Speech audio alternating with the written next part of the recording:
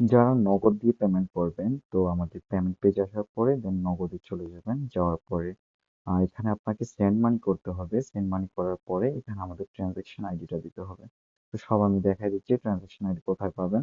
আমাদের এই যে নাম্বার এইটা এন্ড হলো যে এখানে কপি বাটন আছে। তো কপি বাটনে চাপ দিলেই কপি হয়ে যাবে নাম্বারটা। আমরা কপি করে নিলাম। দেন আপনি আপনার হলো যে নগদে চলে যাবেন।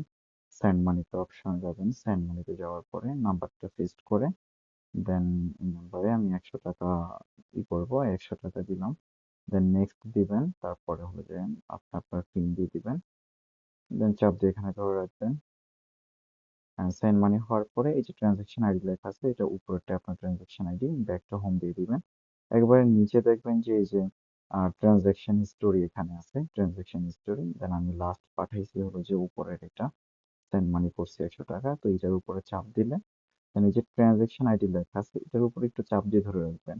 রাখার পরে কপি বাটন চলে আসবে। দেন আমরা ট্রানজাকশন আইডি কপি করে নিলাম। দেন আমাদের সাইটে গেলাম, যাওয়ার পরে হলো যে এই যে ট্রানজাকশন আইডি দিন, এখানে আমাদের ট্রানজাকশন আইডি দিয়ে দিব। দেন দেওয়ার পরে নিচে ভেরিফাইড লেখা আছে, ভেরিফাইডে চাপ দিয়ে দিব। দেখেন আমাদের পেমেন্ট কমপ্লিট। ঠিক আছে।